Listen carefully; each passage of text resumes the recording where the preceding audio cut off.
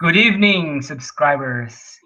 It's 11:45 p.m. here in Sydney, Friday, the 31st of March 2017. Welcome to episode 11 of Complex Humans. My guest for today is Scott Murden. He's in Goa, India, and it's quarter past six there. How are you, Scott? I'm good, mate. Yeah, I've just got to go a few days ago.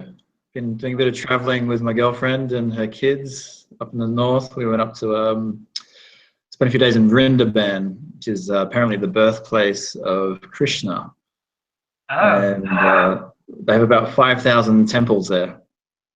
5,000. 5,000 temples, and we managed to see about five. That's 1%. Yeah. So little steps to start with. We'll get there. Yeah.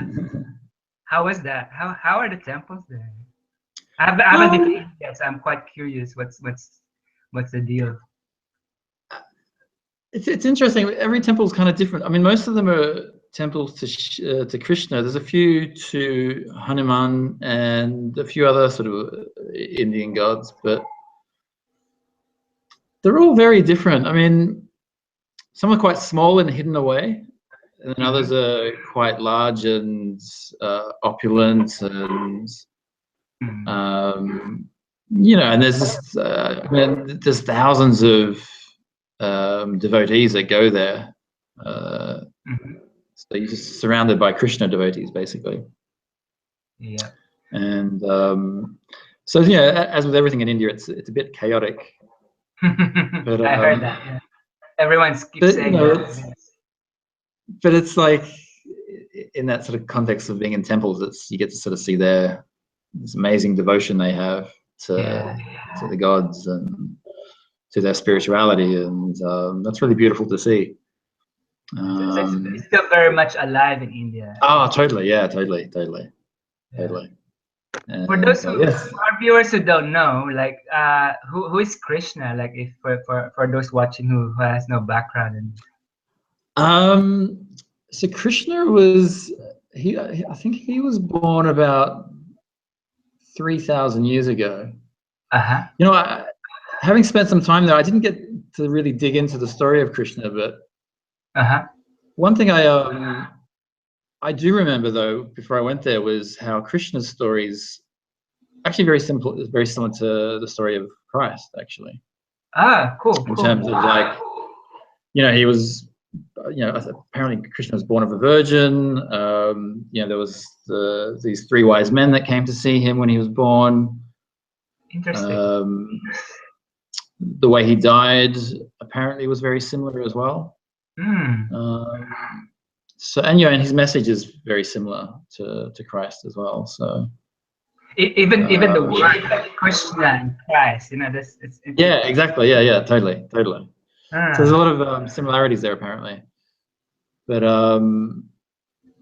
yeah, I mean, he's all about Krishna's all about the heart and love and joy and that kind of thing. So, but just beautiful to land in India that way, and because I mean, coming to India for me has been it's sort of a new chapter for me, because I've been living in London for the last 8 years, and I've got my partner lives out here in Goa, and she's got a few kids here, 3 amazing daughters, and she's been living out here for 6 years, and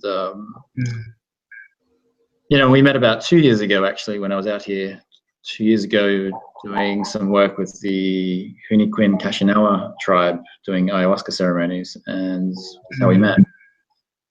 And we had this long, beautiful on again, off again romance, knowing that there's this amazing feeling, this amazing connection between us, but not knowing how to make it work. I was in London, I had a film company at the time, and an amazing community, and I was going through an amazing journey in London at the time, and we'd have these sort of romantic sort of catch-ups. We got together in Kiev, and after that I came back.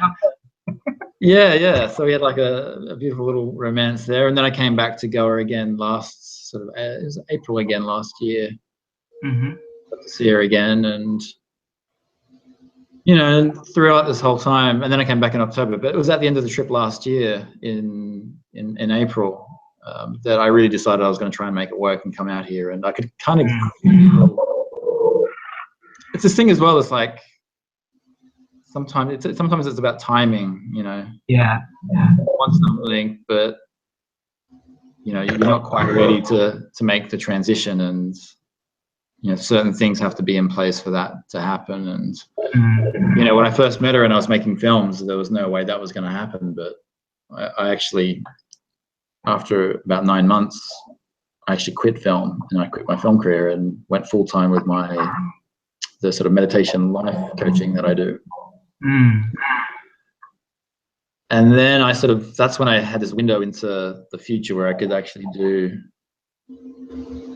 meditation-based life coaching based in Goa and in London at the same time, and see clients on Skype, and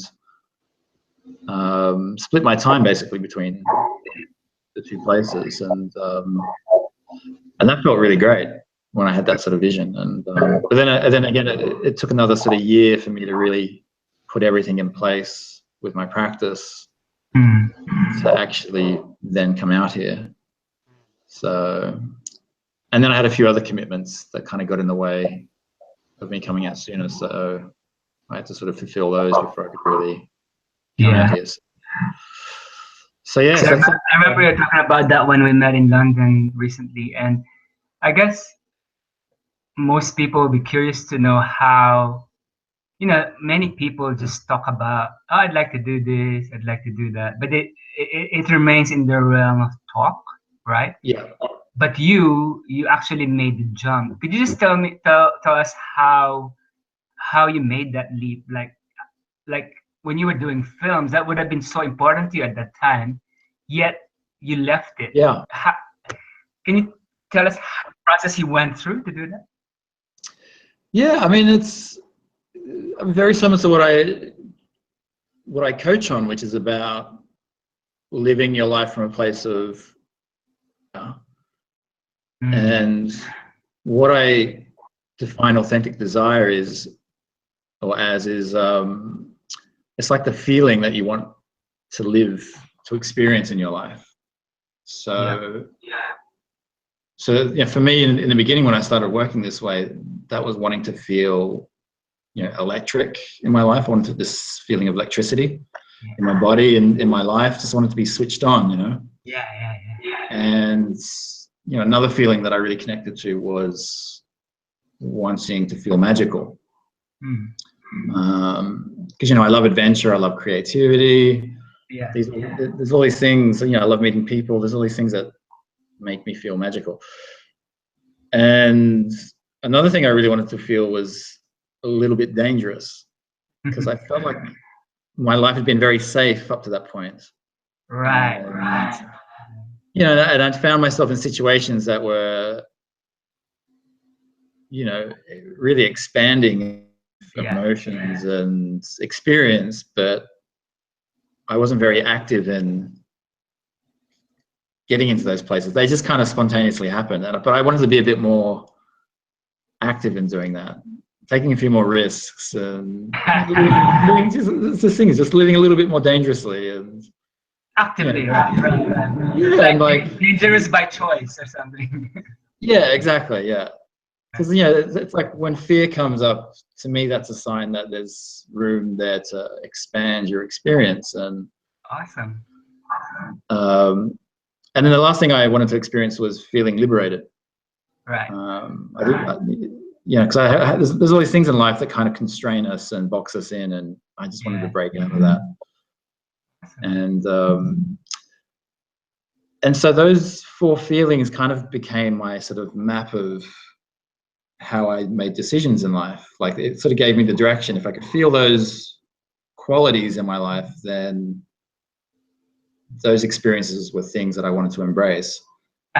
If I wasn't feeling those things, then I had to do something different. Either I had to sort of make a change or take an action that would actually turn it into those experiences, or I would just, those things would fall away. So if it was like a relationship, like a friendship, either I'd start trying to make the the relationship feel electric or feel magical or liberating.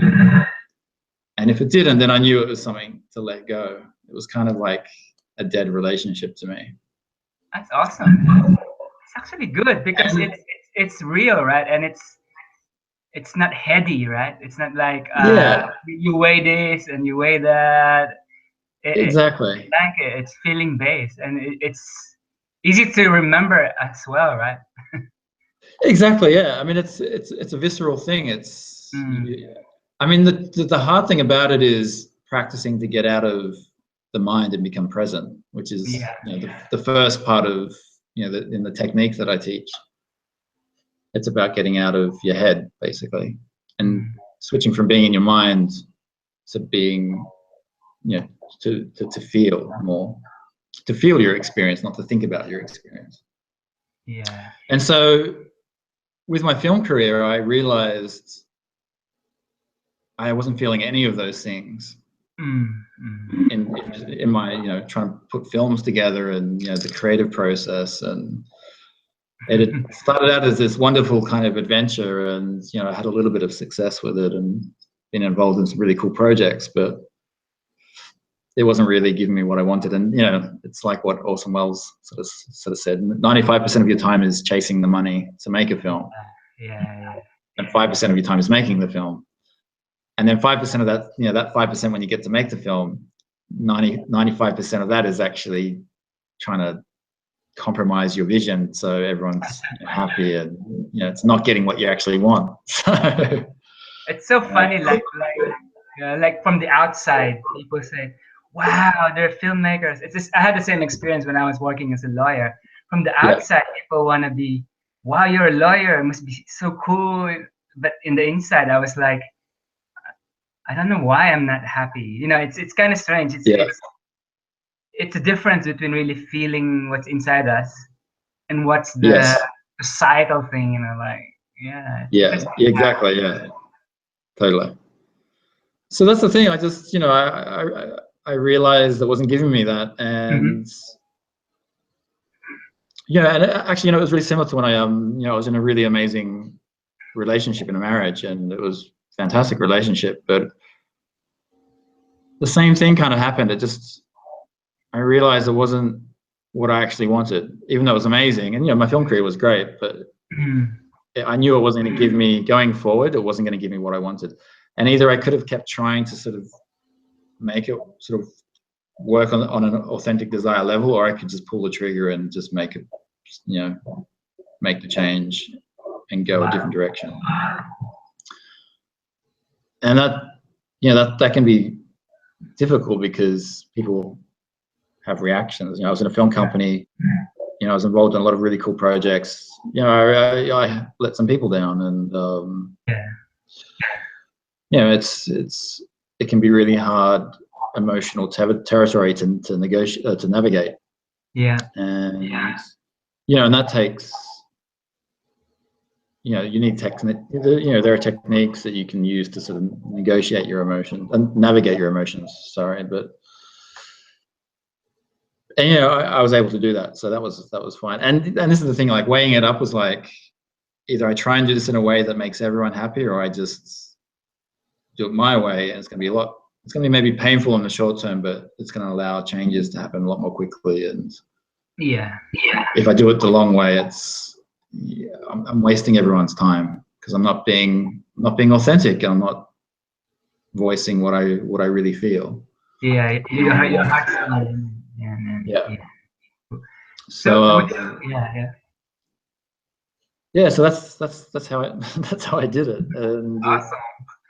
It's just walking your talk, right? Like, if you can yeah, talk more totally. about your way of this is it a method, the coaching, or is it how would you describe it? It's like a journey you put your clients to, or is it It's more a technique? it's more of it's a practice, but it's a Mhm. technique based practice. Awesome. Uh, Yeah. so I call it, the core practice I call authentic design mapping. Okay. Uh, but really it's about life navigation is what I teach. Mm-hmm. How to sort of get out of your head, and start to sort of tune into, or start living your life from a place of awareness. And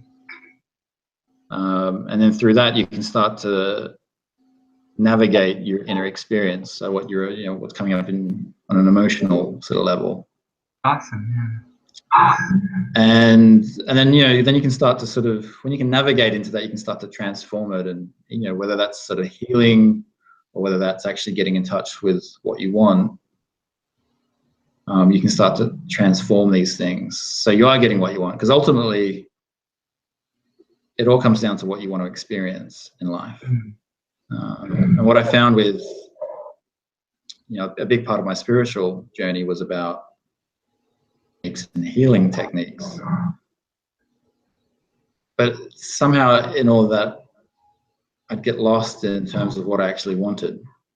And I've done I've been doing tantra, for different kinds of tantra practices for like 20 years, and tantra is all about desire. It's all about being in approval of your experience. It's about saying yes to everything. It's about embracing life.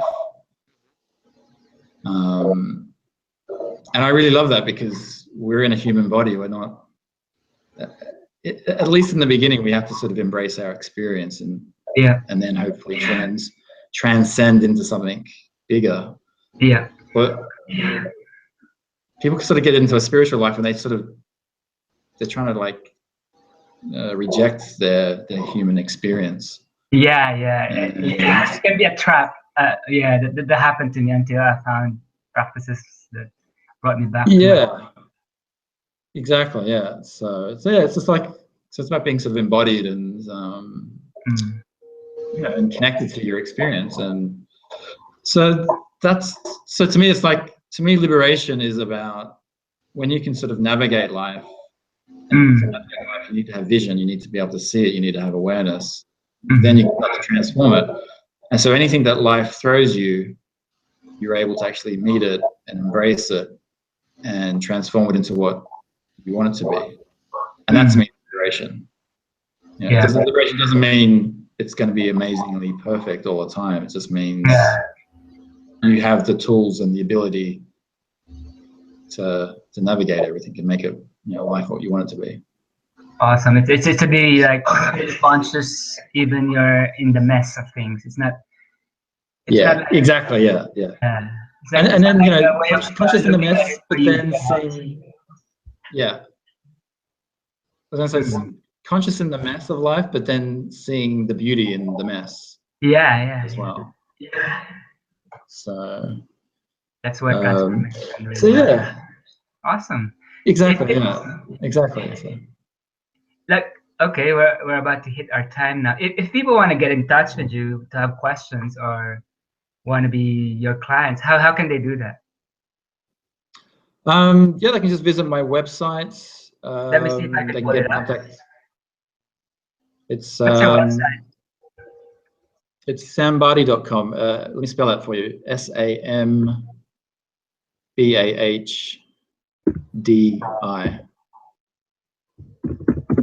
Okay, let me just see.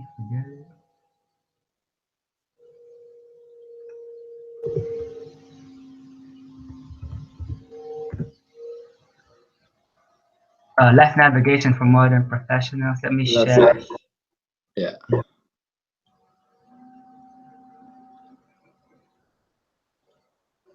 That's cool. And are you liking living in Goa? Goa? Yeah, it's there's a great community here.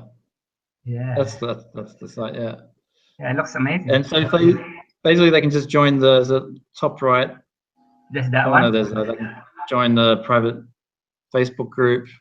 Awesome. Or they can and then and the other way to get in touch is if they go to the bottom of the page, they can sign up for a free ebook and meditation. Oh, that one, and they'll get on my mailing list, and then they can get in touch that way. Oh yeah, and then you have your experience. Yeah.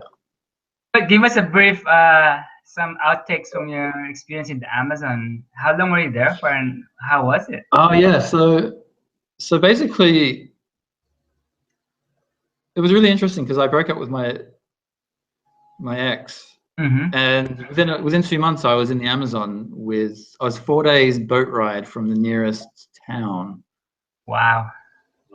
and I spent 2 weeks in the village with the Huniquin people, in one of their villages anyway, Mm-hmm. and I mean, so we did about 10 ceremonies, working with ayahuasca, working with hape, Mm-hmm. and uh, and it was wow, it was an experience. It's hard to sort of really explain what kind of happens, Yeah, you yeah, know, yeah. a in an ayahuasca ceremony, but also like when you're in the middle of the jungle with a beautiful tribe, and it sort of took months for me to actually integrate what had Mm. actually happened, and then I just went back last November for another tour with them. And then I've spent these guys. I mean, some of their shamans now travel the world, and I spend a lot of time. So here in Goa, I'm with them, and they come to the UK, Europe. What I'd say about these guys is they're completely enlightened. I mean, Wow. You're the they're real just deal, right? yeah. I mean, they're just such a humble people, and they Mm. have beautiful this wisdom that just comes through just by being around them, and Mm. just they're so connected to, actually they're very similar to what I teach in my coaching. I mean, they're just very connected to their experience, and Mm. um, and everything's about humility and gratitude for all things, Mm. and like when you meet them and you talk with them, gratitude is something they express a lot. Wow. And that's how they create connection to things around them, because they recognize it and they give their thanks to it, and they recognize that their life wouldn't be what it is without all of these things in their life, Wow. It's amazing. Wow. and that creates this beautiful humbleness, Mm. which we don't really have in the West, um, and they're through that practice they're just incredibly happy people. Mm. And they know what's important. They have their communities, they have each other, they have their culture, which is a beautiful, incredible culture. Mm. Um, and they don't need much more else than that. It's like, we go there and we buy their things. They have all these amazing arts and crafts, and Uh-huh. we go there thinking, we'll give them money for these things, and they take the money. They're not really interested in money, because What's what that? they want is like, they want to embrace other cultures. They want to, like, some of us came back with garments from Bali, for example, and they love that sort of stuff, because it's they can't get that anywhere else. So they're Or naturally curious about other. yeah, totally, yeah, totally. So that's what's really interesting to them, and these kind of wealth isn't to them. Being wealthy is their community and their culture and It's their amazing. happiness. Yeah. That's and they're very rich people on that level. Wow. Uh, So are they still so living the traditional way? They're not yet being influenced heavily, because I think a big danger in the world is if the whole world becomes westernized, then we all become the same, which is a bit sad if you yeah, look at the diversity, right? yeah, yeah, definitely. I mean, their take on that is interesting, because they're actually embracing technology. Like, they're on Facebook, I mean, they don't have Wi-Fi in their village, but they'll go out when they're in the nearest town, they'll jump on Facebook, they'll jump on YouTube, Wow, it's so cool. because they want to share their culture. They want to be, Ah, they have this beautiful way of life, and they want to share that with people, and they don't want to be some unknown, indigenous culture that gets forgotten about and isn't part of the collective voice. They want to be part of the conversation that we're having about the direction of mankind. wow, that's so And beautiful. It's like it's going away from the simplistic, oh, Facebook is evil, let's just go back Yeah, and get rid of the, yeah, it's a more nuance. I love it. It's a more complex way of thinking. It's like yeah, we could keep our authenticity, but yeah, not saying no to progress. It's amazing. yeah, yeah, yeah, and that has its dangers as well. Yeah. But this is what's great is like, what's great about going out there as well is anyway, and then coming out to the West Hmm. is like there is this kind of intermingling of different cultures, and there's quite a few of us now that go back regularly to spend time with them, and we are now becoming ambassadors for their culture, and That's good. learning about their culture and their songs. I play their music a lot, and I had some incredible experiences sharing their music with, like, for example, I went to Calais, to the refugee camp there, and me and Wow. some friends from London, we put a music night on, and we shared songs from the Amazon to refugees from Syria and Iraq, and then Amazing. they shared their songs as well, and so it was like this beautiful night of, in this very horrible place, sharing music from cultures all Wow. around the world. But I told that story to the leaders of the Huniquin, and I mean, it was just it was beautiful. It was just that their culture is touching people that have come from war-torn places in the world, and That's real healing. That's what healing is about. yeah, Right? It's collective healing. totally, It's not about yeah, having a. Sometimes you have this mentality in the West: just take a pill or give me the yeah, drug. Yeah, yeah, it's really not about that, right? Like ayahuasca is not yeah, about plant. It's much more than just the actual substance, right? yeah, totally, yeah, yeah. It's it's a consciousness. That's what you're plugging into, and Yeah, you don't have to understand the consciousness that you're plugging into. What you have to understand is, like I was saying before, what it means to you and what do you want out of that consciousness that you're connecting to. Because it's going to yeah, shift, your consciousness is going to shift, and you're going to start to see different possibilities and opportunities, and yeah, it comes back to what you want. And do you want to keep living your life the way you were, or do you want to sort of step out and start embracing different experiences and connections that are there, and these amazing adventures that can just suddenly start unfolding. awesome. That's good. I think And that's a good note to end. Like, do you want to yeah, living your life or do you want to experience new things? Thank you, Scott, for taking the time all right, to yeah, pleasure. be here. And folks, if you're interested, just go to his website and get the free ebook as I showed you, and also get into his Facebook group as I did. And hopefully, Scott, I get to visit you there one Yeah, day. I'm planning on doing that. yeah, come together. The desire is Come there, and together, or if not go, come to the jungle next time I go. yeah, that would be fun. Thank you, and Yeah, yeah, I have to see no problem. as what our common meditation school said: see for yourself, know for yourself, and I certainly Yeah, want to do yeah, that. Yeah, thank you, and yeah. enjoy the rest of Cheers, your bro. evening in Goa. I will. And subscribers, thank you for tuning Thank in you. as well. And please, if you find this interesting, please comment, like, and subscribe if you haven't done so. And I'll say good night now, and I'll see you in the next episode. See you, Scott. Ciao.